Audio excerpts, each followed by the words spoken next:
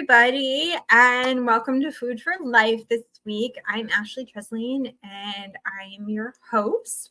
I'm going to welcome my co-host. Hi, Julie. How are you this week? I'm good. How are you, Ash? I am good. It's definitely fall here in New England, right?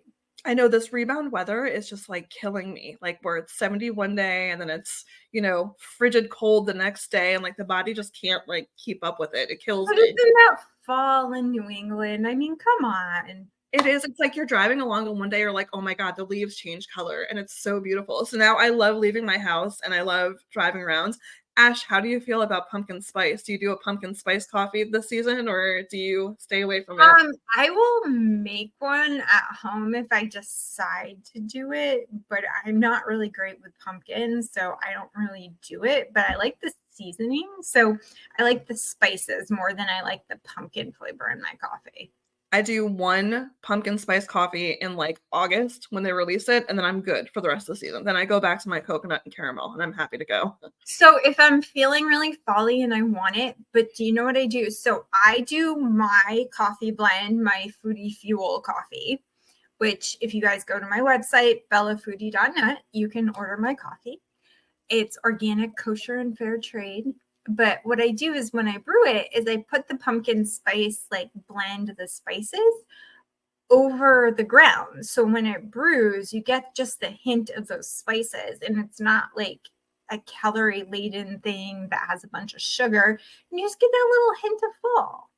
Yeah, that sounds good. I personally like to go to a tropical place, so that's why I do the coconut, the toasted almond to get my fall. But you got to embrace the pumpkin season, the pumpkin patch, the, pumpkin pie that's coming. You got to embrace everything. I'm not mad at it, but we're super excited because today we have a true unicorn on our show. We have a longtime associate of mine, Stacy Pereira, who spent lots of time as a deputy warden. And in that time, she is also a yoga and dietitian enthusiast. And also she's a breast cancer survivor. So her story is extremely interesting. So we're excited. Right. And since we're coming off of October, having a breast cancer survivor, now everyone, I hope you took all your screenings and made your appointments and did everything you need to do, because that is so important for women's health.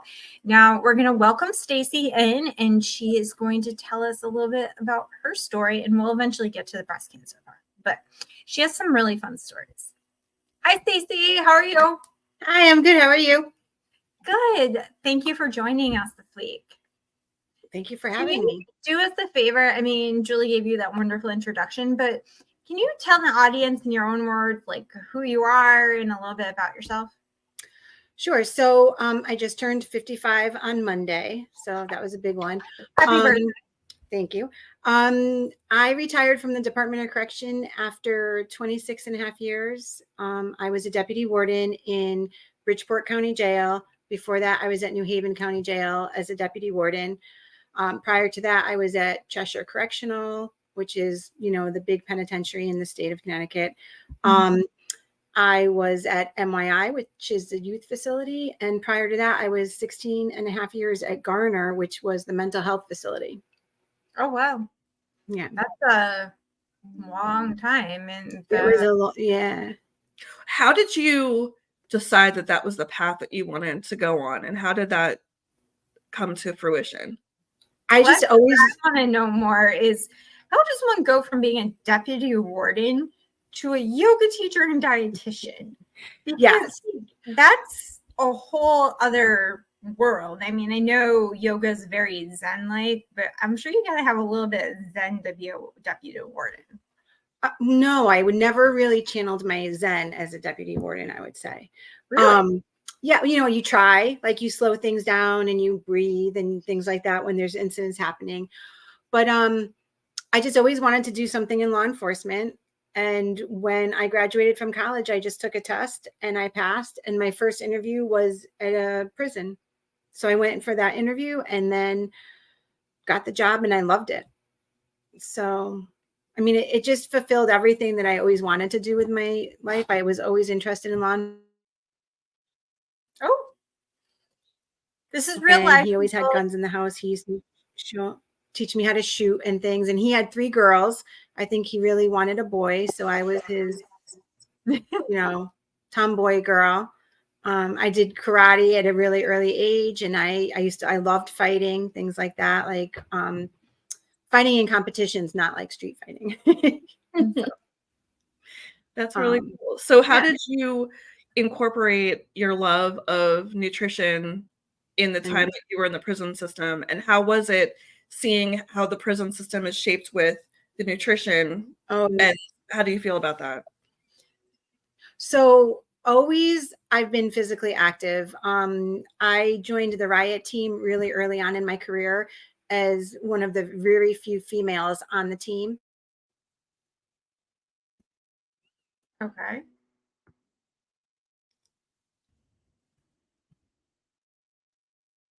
And that is almost like I lost you for a moment. Yeah, that's okay. Start where you were. Okay. So, basically I've always loved to be active, and part of being active is feeding your body correctly with the right nutrients. So I've always been interested. I love cooking and I like eating healthy. It makes me feel better when I eat healthy. So how long were you deputy warden, and what was your day-to-day like, your responsibilities, and like how did that affect your life? So, oh dear, it's always interesting to hear use of force incidents and things like that. Yeah, I'm sorry for a second. Yeah, prior to being a deputy warden, I was a supervisor, like a unit supervisor. So I would do cell extractions, use of force, things like that. So when I became a deputy warden, my first assignment was programs and treatment. So I had to ensure that all the inmates were getting the programs and the treatment that coincided with their, we call it like an offender accountability plan. So when they first come in, they have to assess them. If you were, addicted to drugs, you needed drug programming, things like that. So I oversaw all the programs and treatments in the facility. And then I moved over to operations. Operations, you're in charge of all the staffing, all the weapons, the emergency procedures, things like that. So I had captains, lieutenants, and officers under me in the command structure. Yeah. That's that's a lot of stuff to be responsible for. And, Julie asked you how it shaped your views of wellness and nutrition, but like, how does that change? Like, how do they handle like keeping the inmates healthy? Well, it's not easy. It's a lot. I mean, you just have to have a lot of organization and control, and there are security measures in place. We have security procedures. We have these administrative directives that we need to follow. We have unit directives. So it's basically, and my son just joined the Army, and it's so funny because I look at when he was in, was a lot of times the controls that we have on inmates in prison. It was funny. So your son's in the Army? Where is he? Yeah, he's at Fort Leonard Wood, Missouri. He just completed boot camp, and he's in the National Guard. So he's still there for training, and he comes home late December and starts taking classes in January. Home for the holidays, right? Yeah. Oh, I hope so. Yes. Yeah. Oh, we can tell you're an incredibly proud mom too. Oh my God. Yeah. What does he want to eat when he gets home? What does mom cook for him that he's excited to have? He loves my Sunday sauce. Hey, I'm an Italian girl. I'm all for that. Yeah. From when I was growing up.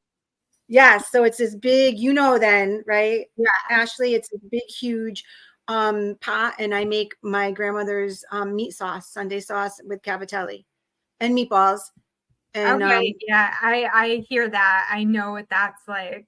Yeah, there's a big war in my house. He likes the meatballs with raisins, and my daughter hates the meatballs with raisins. Did you ever have those, Ashley, with the raisins? We have the holidays on Christmas Eve. One side of the family does the raisins, the other doesn't, and it's like this argument in who likes it and who doesn't, and which family members don't. It's like a thing. So I have never heard about raisins in meatballs. Like, What is it? Does it extract something Or from in the the flavor? pasta sauce. It's like a thing. It's so good. My grandmother did it, and it just makes it's a little bit sweet with the meat, but like you definitely either love the meatballs and the raisins and the meatballs, or you just can't stand it. So my daughter, I have to make half with raisins, half without raisins, but Or they put it in the pasta sauce. Like my family puts it in the pasta sauce for Christmas Eve with the fish and everything. I personally don't like it because I don't like the texture of it in the sauce. It's not the taste that's the problem for me. I don't like the texture.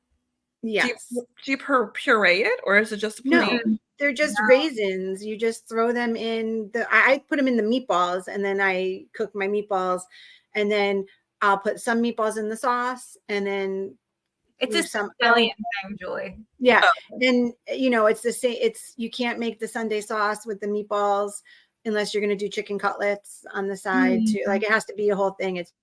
And sausage and the whole deal, right? She wants when he comes home. I love that idea. Yeah. Now, switching gears a little,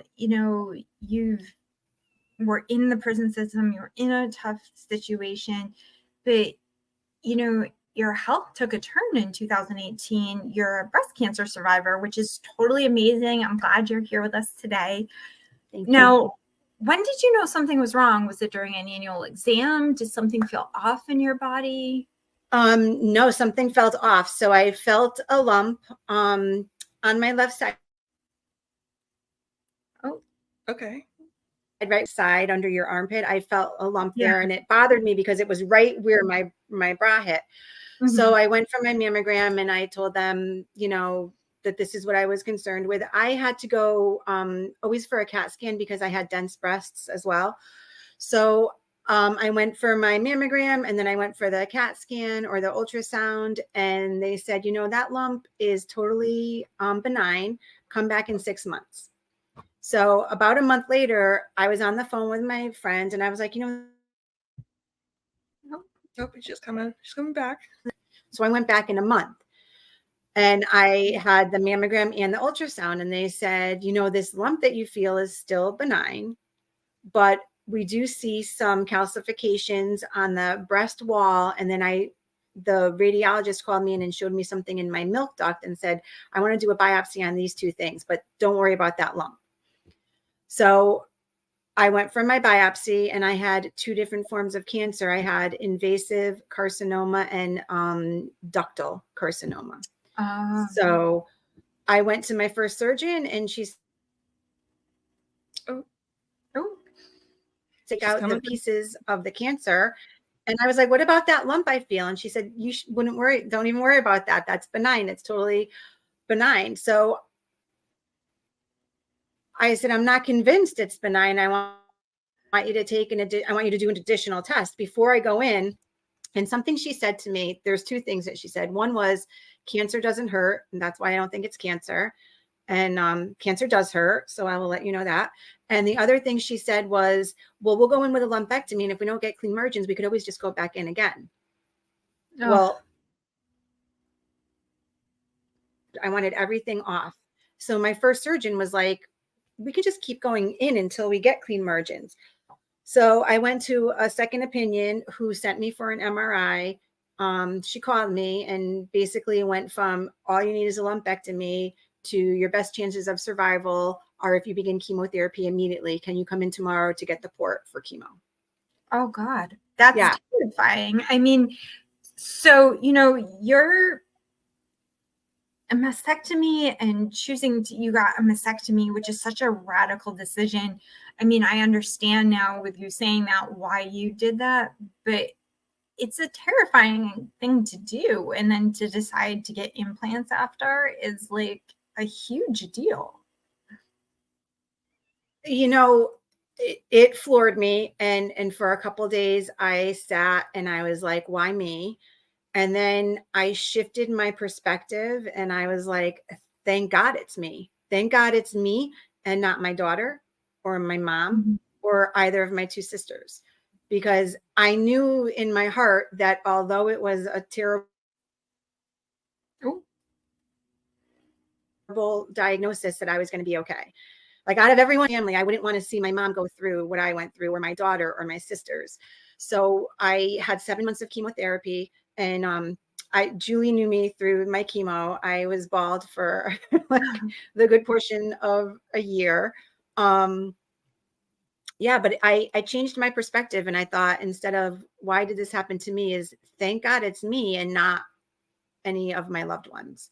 And And I think Stacy, that's what changed. you are so amazing too, like when it comes to finding out that like other people have been the diagnosis, like you're really good about like stepping in and like offering support and doing all of that. What to you was the biggest support that you had during this time? Like what kept you calm and what kept you well through this? I taught spinning straight through chemotherapy. I couldn't teach yoga because a lot of my like strength for chaturangas and things like that. I didn't do a lot of yoga, but I taught spinning straight through chemo. I tell a funny story about the day I drank. How about the solution? All right, say that again. You make it slime with it. You make slime with it. You put it in water. Oh, it's white borax. Sorry. Oh, Yeah. So I had made a whole bunch of borax and water for my daughter to make slime, and I was teaching spinning, and I wasn't drinking enough water because everything just tastes really bad, on your tongue during chemo. Mm-hmm. So the night before spinning, I went down. I'm like, I'm going to drink this whole entire bottle of water, and I start drinking it. And I was like, oh God, this tastes terrible. Oh, you drink the borax. Crystals. Oh, no. It was the borax water that I had made for the slime. Someone had put it back into my pantry. So I drank borax.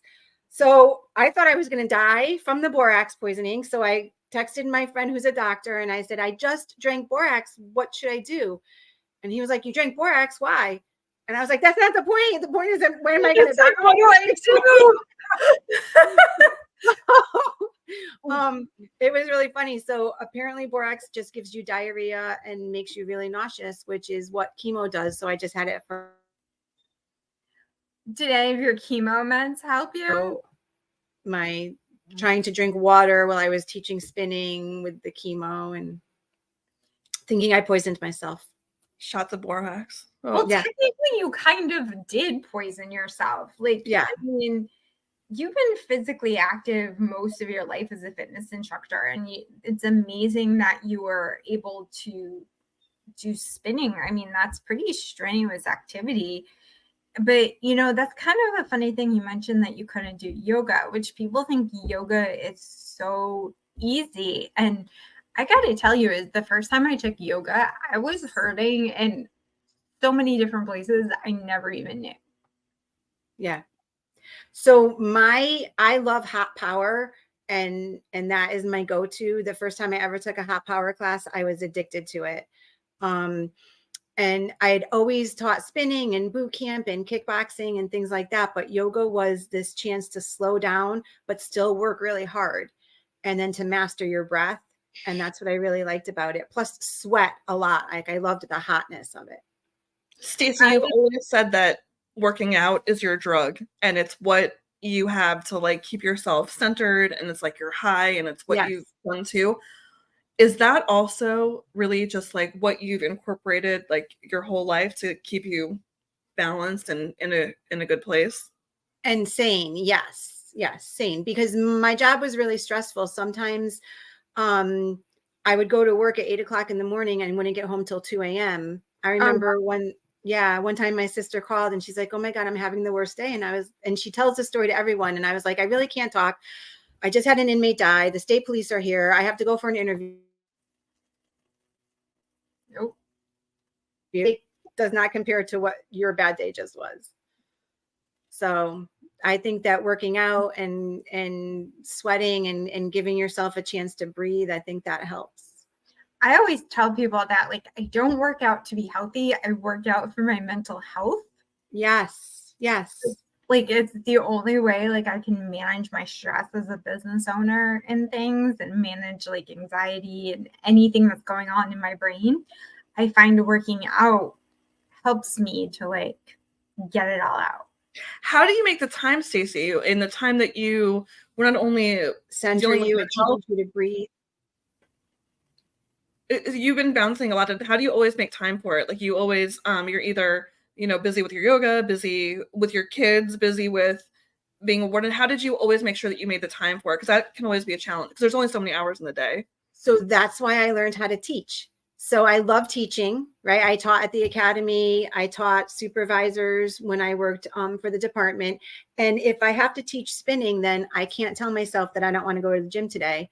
I need to get there because people are going to count. Giving it the accountability. Where, you know what I mean? Like I always taught because I had to make time to go and work out. And I do, when I teach spinning, I do the entire class with everyone. When I teach yoga, I usually practice as I'm teaching. Teaching makes me happy and it's something I have to do. And if I teach 6 a.m. spin classes when I don't have to wake up anymore for 5 o'clock in the morning. But because I'm teaching, I'm still up at 5 a.m. and I'm at the gym by 5:30 and I'm ready to teach. That's amazing. You know what? That's a good place to stop, and we'll be right back with Stacy's story. Take a look at Gina and Gary's show. I'm Gary. And I'm Gina. And we're the hosts on Fire and Life Talk. So join us every Thursday, 11 a.m. Central Standard Time. Positive vibrations right here on E360 TV.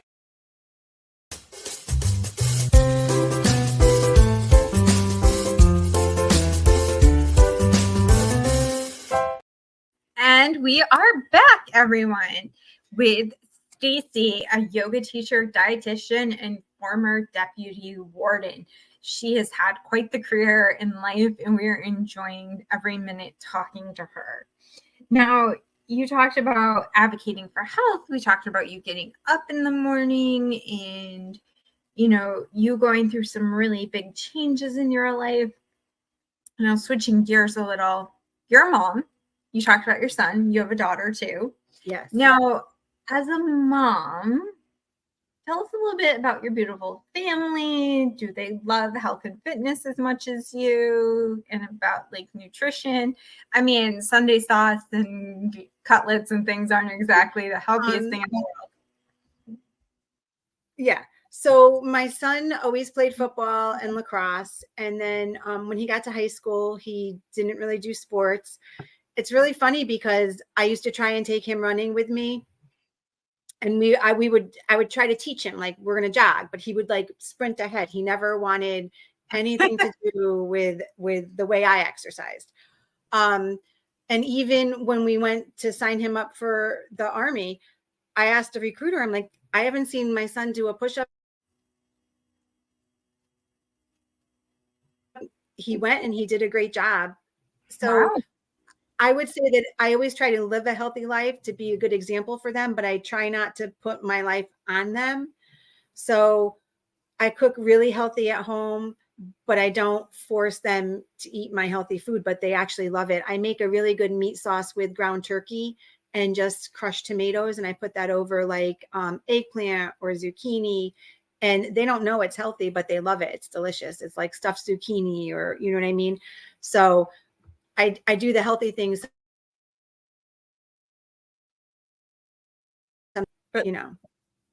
but the main majority of what I cook at home is healthy. That's good to know.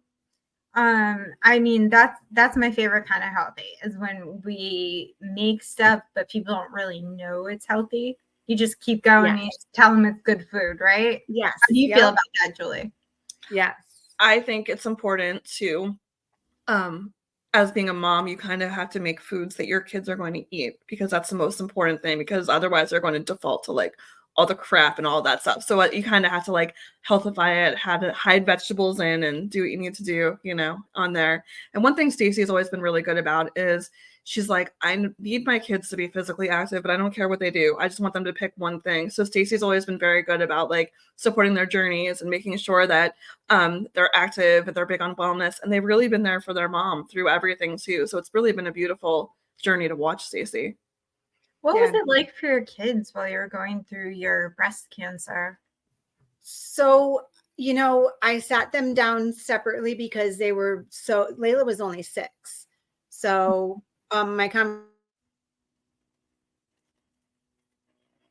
so when I talked to Layla, I said, you know, I have cancer, but it's the good kind. I'm going to be fine. I'm going to look really sick, but I'm always going to be fine.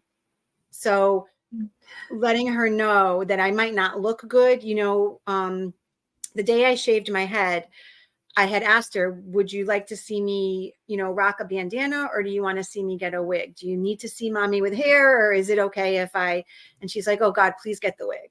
So I went and bought this like $800 wig. I got reimbursed by insurance, but I bought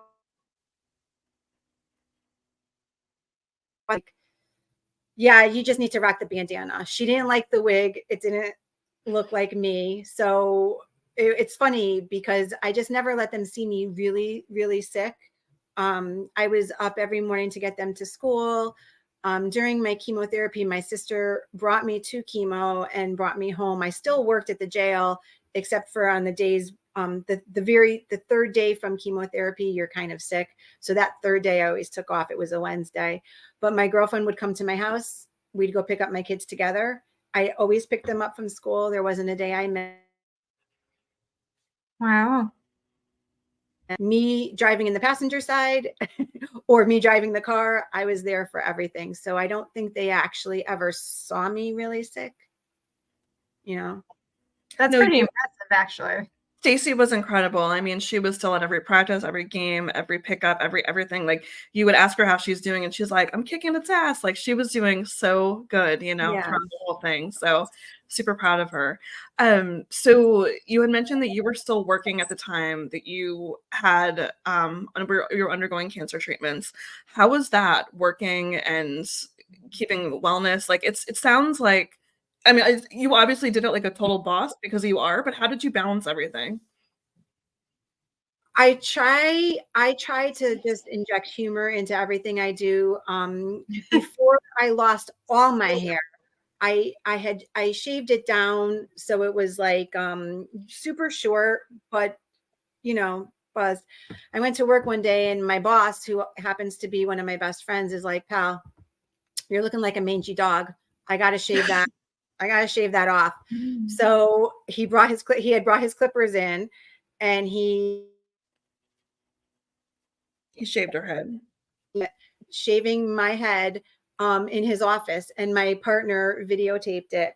When I came out into the hall and went down the hallway, the lieutenant had shaved his head, and he handed me this hat that I still have. Yeah, so I think that everyone understood what I was going through and tried to support me. You know, they, you know, every year we did a big breast cancer, you know, we had t-shirts and we sold them and gave them money. And that year they dedicated it to me. Like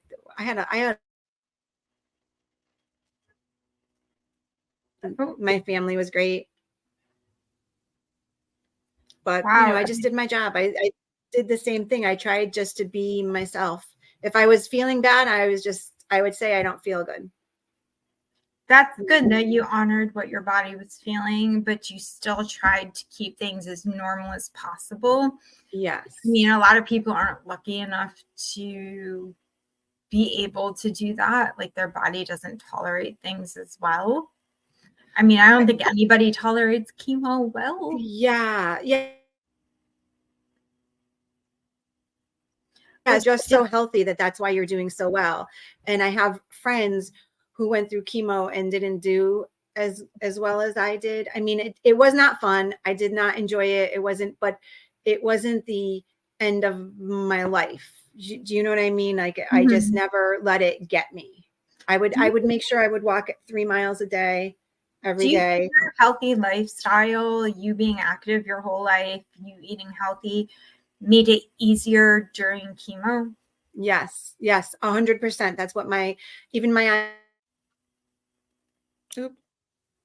just give her a second. How are you feeling? What are you doing? And I said, oh, I'm having these antioxidant shakes every morning. And he was like, Stacy, you have to stop.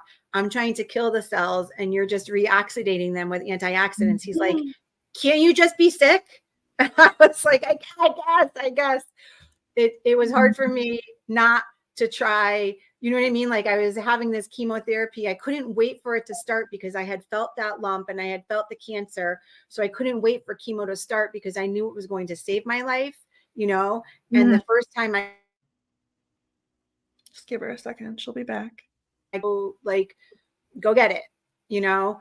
And I knew it was poison, but I also knew that it's what I needed to survive. So I like your outlook on things. I see that you spent so much time, you know, taking care of yourself, taking care of the kids. Is there anything you do for yourself that isn't like working out? Like, do you have something that you do for self-care that is not cooking, not working out, not...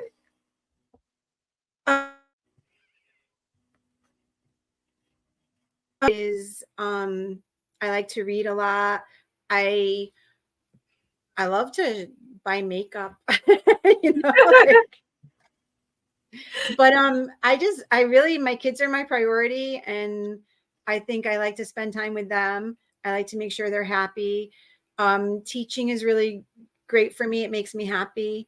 I think that the things that I do, I don't know, you guys can't see, but my dog is sitting next to me here. She's an amazing pit bull rescue. I'm surprised she hasn't poked her head in yet.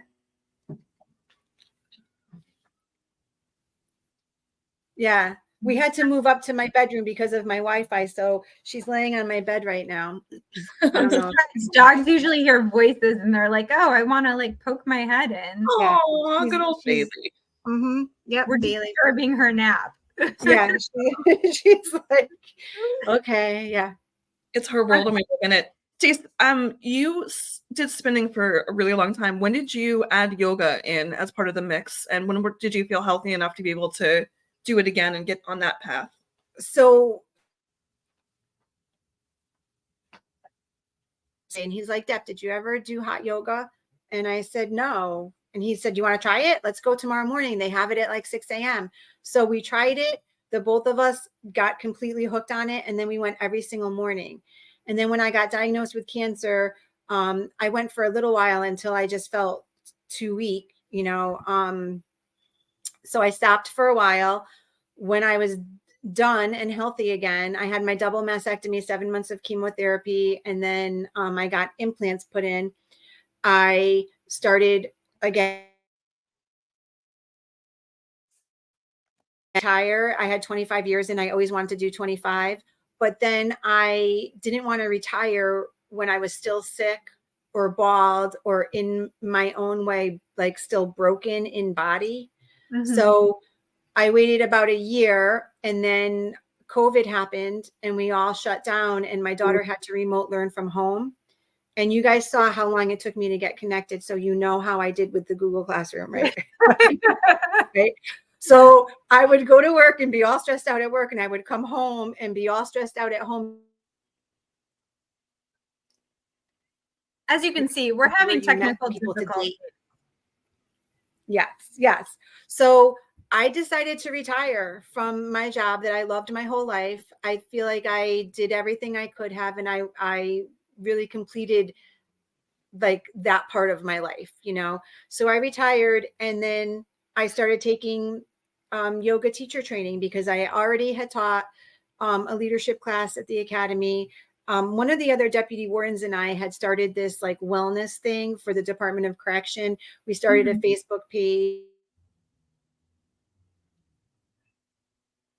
free yoga, free boot camp to all of the officers, whether they were retired or not.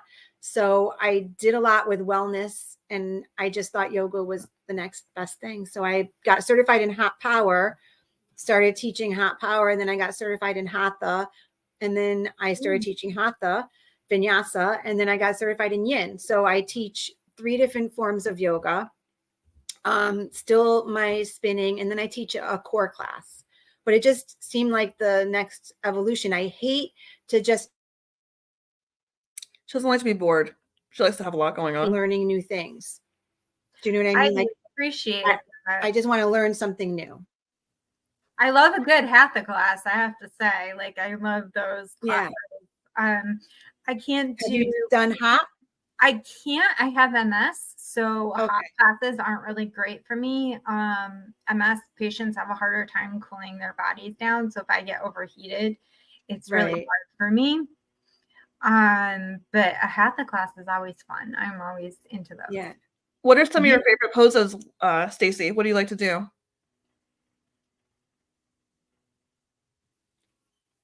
I like triangle. I like half moon. Pigeon is one of my favorite. I like the splits. Oh wow. Yeah. The splits is never one you hear people say. They're like, oh, I love a good sun salutation or a downward dog to stretch my back out. But the splits is never one I hear. Yeah, I can do it on one side and I can't do it on the other, but it doesn't matter because I love stretching out my hamstrings. I have a really good like strap segment that Mm-hmm. Yeah. Julie, have you ever tried then after yoga? that I like to go. I have done basic beginner yoga and I really enjoy it. I enjoy the mental body connection. And I want to do it more, but I know when I talk to Stacy, it'll be like the middle of the night and she's like, oh, I was trying out a hot yoga pose in my bedroom. She'll feel like I was cranking the AC up. So I don't think I would ever get to be that intense with it, but no, I do like yoga. I do. Yeah, I've always liked it. And then you just feel so good after, no matter what you do. Like even if it's a super strength type class, you just feel good. Regret. Yeah. You never say, oh, I wish I didn't go to that yoga class, or I wish I didn't go work out. Like that's never what anybody says. And one of the things I like to say is that we are all stronger than we think we are. And we need to be stronger than our excuses not to do something. You know, Yeah. like there was plenty of times where I was like, oh, I had cancer. I had a mastectomy. Maybe I can't do this. But I want to be stronger than those excuses. And I always want to try. What other Yoga's pushed my body further than I'm like, I never knew my body could do some of the things it does when it's in yoga. Wait, I'm sorry. I didn't hear everything. So when I do yoga, like, you're stretching even with the modifications and stuff, like I never knew my body could twist in some of those directions. Yeah. Yes. And it's so funny because one day you can't do something and then the next time you try it, you're like, I just went like an inch lower, or I did this. And yeah, it feels great. Like you just surprise yourself with how much you can do. Yeah, I love it. Julie, go ahead. You were trying to ask something. I was going to ask, what other mantras do you live by, Stacy, that are important to you? You just said the one about, being strong and we're stronger than we think, but what other words of motivation do you have for your yoga students? Be okay to be uncomfortable. It's okay. Like I'll always be in yoga and I'll be like, listen, guys, this is not an emergency. It's yoga. Some of it's not going to be comfortable, but you have to take yourself, even outside of yoga, you have to be uncomfortable in order to grow. Like nobody, or they get further by being in a comfortable spot. You have to be uncomfortable in order to grow, whether it's in your body, it's in your mind, it's in your life. That's very, very good advice. Is, what do they say? Growth is outside your comfort zone. That's where growth lives, or something like that. Yes. Yeah. Growth lives outside your comfort zone. Yeah. There you go. Like that. I was the first female member of the shotgun team for the state, and I was the only girl with the gun. And we used to go to training, and she would outshoot everyone, which was amazing. And we'd have to run with our gas masks on. And it was never comfortable for me, right, at first. And then it was okay, though, because I grew. I did what I wanted to do in my career, and I didn't let the uncomfort stop me. It's okay to be uncomfortable. Impressive. You are a very impressive woman. Super impressive. Well, I don't think so. I think, but thank you.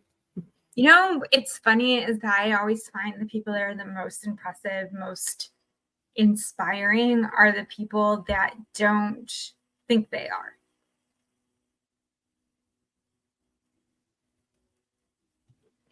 Oh, yeah. Yeah.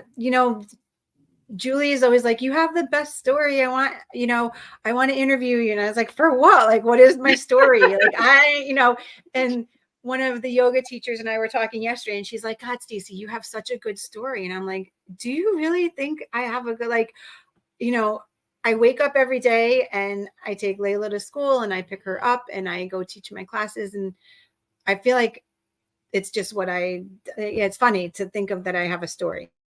You do, though. I mean, we live in this world that is set up for men, and then being a woman that's trying to get into this, field, especially like the prison systems and all of that. Like, you did it and you killed it and you got to the top and you were incredible. And then you had this transition over. You had, you had a life event happen, but you still always stayed so true to yourself and the yoga and what was important to you. And now you're able to take all the gifts that you've got and just pass them back, which makes you so incredible. Right. Oh, thank you. I mean, what's next for you? Since you said you always like to learn things, and so what is your next move in life? Class about food and nutrition. Yeah. So I took an online course about food and nutrition. So I would like to probably keep learning about that. Everyone says I should write a book. I just never think I have time. But I think maybe eventually I'll write a book. I think you should. That sounds awesome. Yeah. So before we say goodbye to you, we always ask people, what do you want the viewers to know? And before we say goodbye, and is there any inspiration you want to share? Is there anything about yourself? Is there anything you want to sell to that? Anything you want to say? Is there anything you want to put out into the universe that somebody can contact you about? What do you want to do? I just want people to know that they are stronger than they think they are. Never settle for when a doctor tells you, if you know something is wrong, then something is wrong. Listen to your intuition and don't stop with the one answer. I went to a second opinion and saved my life. The second doctor I went to said, if you waited 6 months, you would have been at stage. Always got to listen to yourself. So when something's wrong, listen to your body. Oh, boy, do I know that one. Yeah. Yeah. Yeah, you do know. You know what I mean? I'm sure you knew something was wrong for a long time. And MS is really hard to diagnose. So people probably 2 years. Yeah. Yes. And a lot of different doctors. Yeah, no, that's the same with me. After my implants, I knew something was wrong. And my body had been rejecting my implant. It just week to fix it. But yeah. Thank you, Stacy, for joining us, and thank you for sharing your story. And you're an inspiration to our viewers. And now Stacy's story is really inspiring, but ladies, I want you to remember that it is important to do self-exams and to go get yourself checked and do your yearly monitoring when you hit a certain age, or earlier if it runs in your family. Yes. Right? Yes, definitely. Please. Every first of the month. She's saying the first of the month. Every month.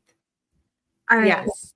Stacy, thank you for joining us. You are welcome back anytime. Maybe we'll do a yoga flow for the holidays or something. That would be awesome. Yeah, we can do a quick one. It'd be great. It'd be fun to do yoga. Family stress. Yeah. Turkey burn. Oh, I like that one. All right. You have a great day. Thank you. All right, you guys as well. Bye. Bye. All right. Julie is going to be in the kitchen after these messages from E360, and she's going to be making pumpkin cheesecake bars. Is that right? I am, and they're going to be delicious. Can't wait. Thanksgiving this month. We got to be thinking about things. All right. We'll be back.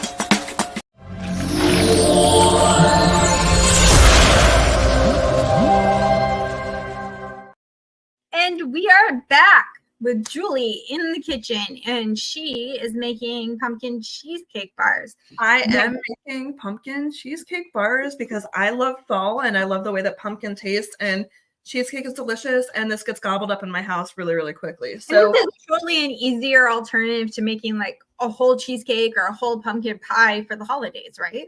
it is. I mean, this pan that I'm using is not that big. It should be snacks in the afternoon, and these are actually pumpkin cheesecake bars, so you can kind of use them like as a less healthy granola bar if you wanted for it, but they're absolutely delicious. So maybe a Friendsgiving dessert.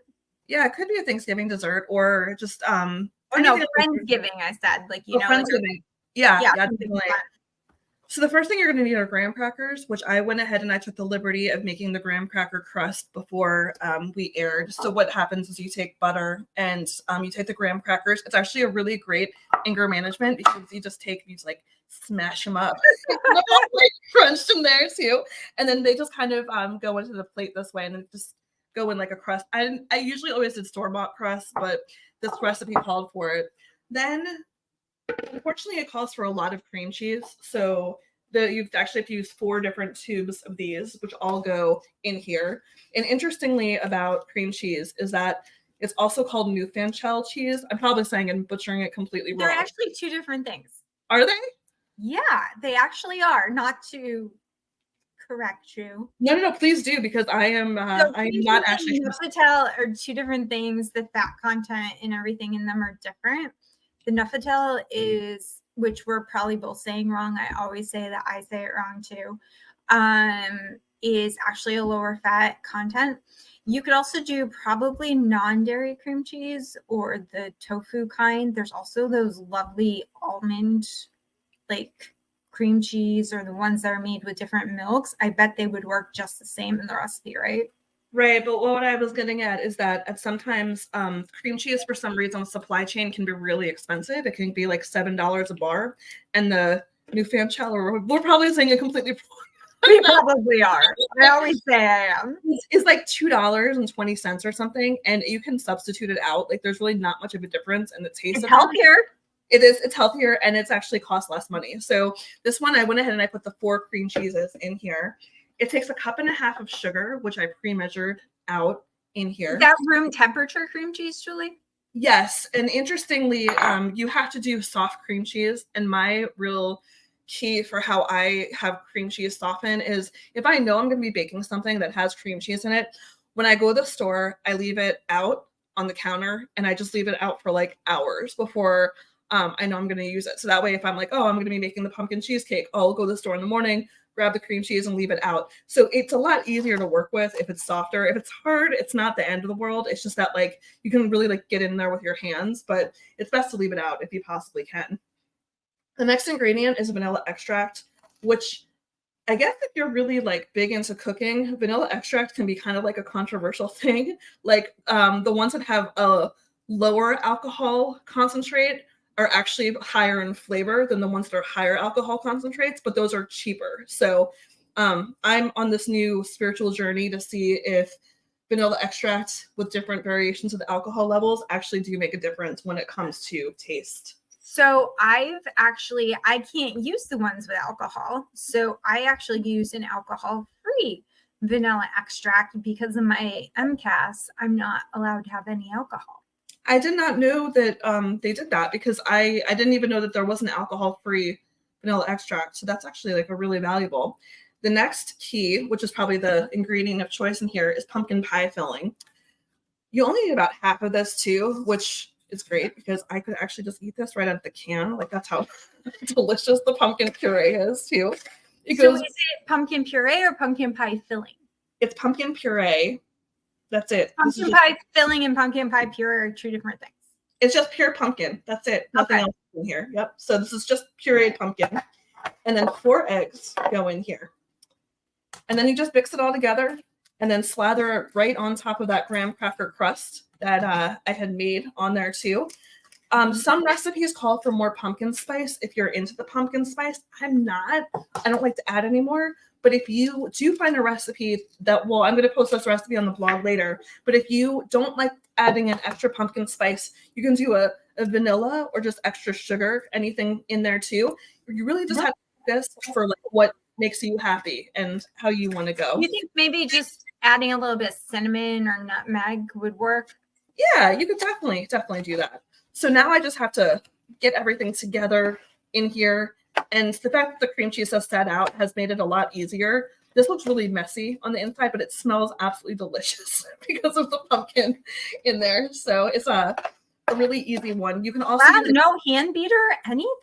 You can use a hand mixer. I just don't because it breaks pretty easily. The pumpkin actually has enzymes in it that help soften the cream cheese. So it becomes one lumpy mess. So I'm going to keep stirring this like an old piece of like butter churning equipment.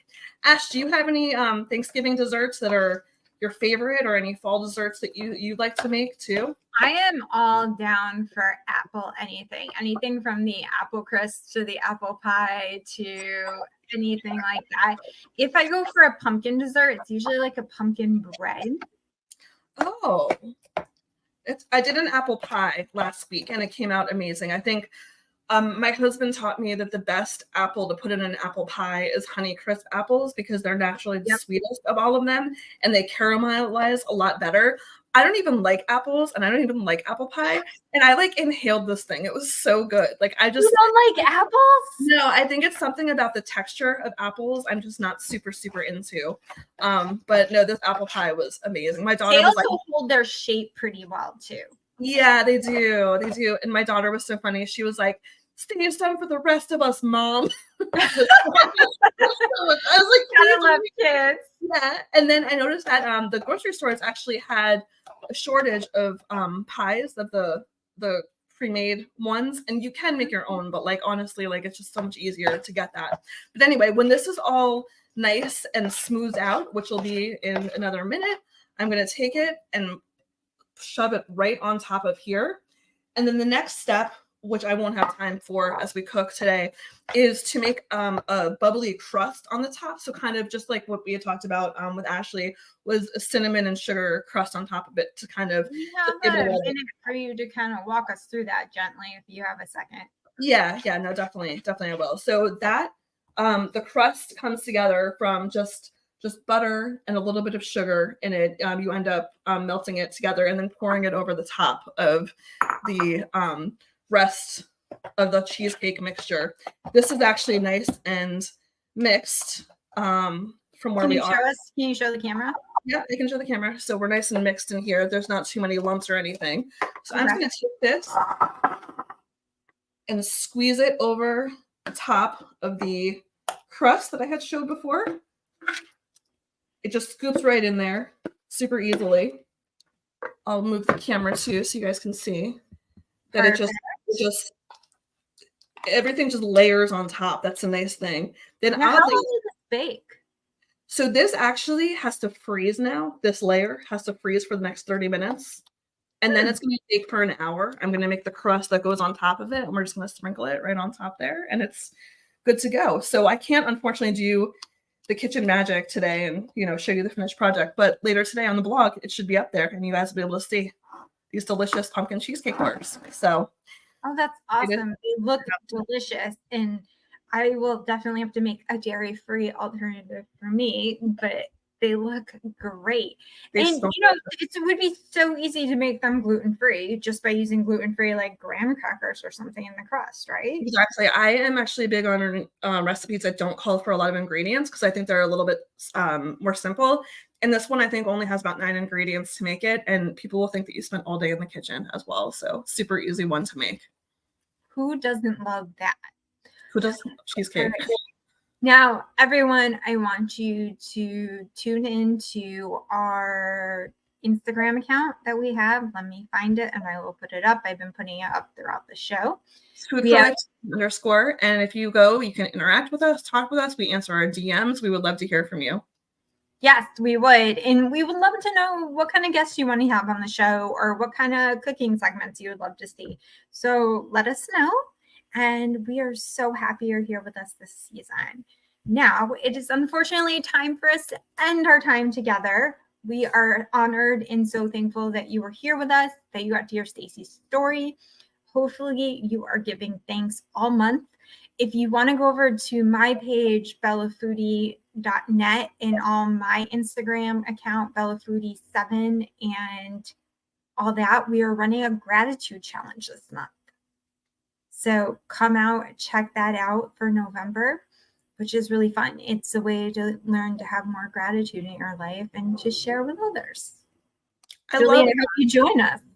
I am very grateful for knowing you, and I will be grateful on your page as well. So yeah, I will definitely. I'm grateful for you too. Yeah. All right. We are going to say goodbye, everyone. See ya. Bye. See you next week. Love you all.